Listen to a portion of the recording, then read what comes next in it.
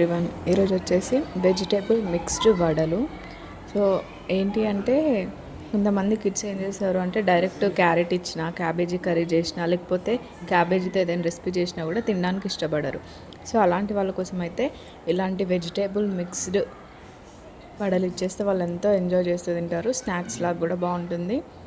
So మనం process చూసుకున్నట్టయితే ముందుగా ఒక కప్పు పాలకూర కట్ చేసి పెట్టుకోవాలి. దాంట్లోకి 2 ఆనియన్స్ సన్నని ముక్కలుగా తరుక్కోవాలి. ఆలుగడ్డ, క్యారెట్ తురుము పెట్టుకోవాలి. పుదీనా, కొత్తిమీర సన్నగా తరిగి పెట్టుకోవాలి.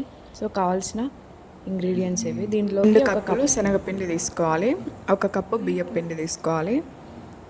ఇక్కడైతే చూడండి 2 కప్పులు తీసుకున్నాము. మేము బియ్యం పిండి ఏ కప్పుతో అయితే తీసుకున్నామో అదే కప్పుతో 2 కప్పులు శనగపిండి తీసుకున్నాము. ఇప్పుడు పాలకూరలో కొద్దిగా జీలకర్ర వేసుకొని ఇప్పుడు మనం కట్ చేసి పెట్టుకున్న వెజిటేబుల్స్ ఏమేమైతే ఉన్నాయో క్యారెట్, ఆలు తురిమి పెట్టుకున్నాం కదా అవి, ఆనియన్స్, క్యాబేజీ అన్నీ కూడా దీంట్లో వేసేసుకోవాలి. ఇక్కడ వీడియోలో చూపిస్తున్నట్లుగా అన్నీ పాలకూరలో యాడ్ చేసేసుకోవాలి. కొత్తిమీర, పుదీనా కూడా ఇప్పుడే వేసేసుకోవాలి. చాలా బాగుంటాయండి, చేసుకోండి, డెఫినెట్గా ట్రై చేయండి ఈ రెసిపీ అయితే. ఇప్పుడు దీంట్లోకి మనం బియ్యపిండి తీసి పెట్టుకున్నాం కదా ఆ బియ్యపిండి కూడా వేసేసుకోవాలి. దీంట్లోనే శనగపిండి కూడా ఉంది కదా, శనగపిండి కూడా వేసేసుకోవాలి. ఇప్పుడు ఆయిల్ అయితే హీట్ చేసుకోవాలి. ఇక్కడ ఆయిల్ అయితే హీట్ అవుతుంది. దీంట్లోనే కొద్దిగా టేస్ట్కి సరిపడంత ఉప్పు, కారం వేసుకోవాలి. ఇదంతా కూడా మిక్స్ చేసేసుకోవాలి. వెజిటేబుల్స్, పిండి అన్నీ కలిసిపోయే విధంగా మిక్స్ చేసుకోవాలి.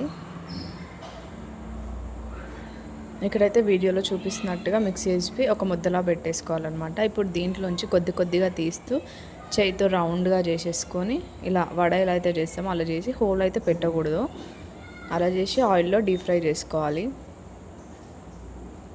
మన ఛానల్ని కొత్తగా ఎవరైనా చూస్తున్నట్లయితే please do subscribe our channel.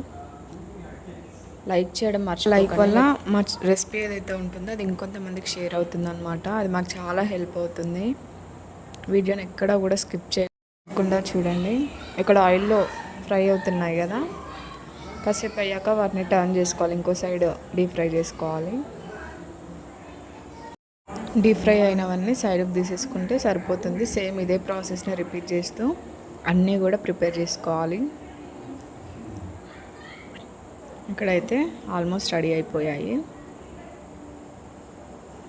మన ఛానల్ని సబ్స్క్రైబ్ చేసుకోవడం మాత్రం మర్చిపోకండి. Please do subscribe our channel. చాలామంది చూస్తున్నారు కానీ సబ్స్క్రైబ్ చేసుకోవట్లేదు. సబ్స్క్రైబ్ చేసుకోండి, అది మాకు చాలా అంటే చాలా హెల్ప్ అవుతుంది. ఇటు సైడ్కి తీసేసుకోవాలి. దీంట్లోకి టమాటో సాస్ అయినా పెట్టుకోవచ్చు. ఇక్కడైతే మేము ఏం పెట్టుకోలేదు, నార్మల్గా తినేసాము. ఆనియన్స్ కూడా సైడ్ డిష్గా పెట్టుకొని తినొచ్చు.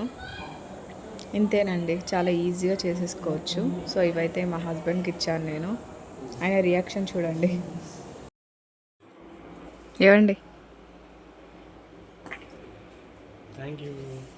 నేనే చేశాను. నేను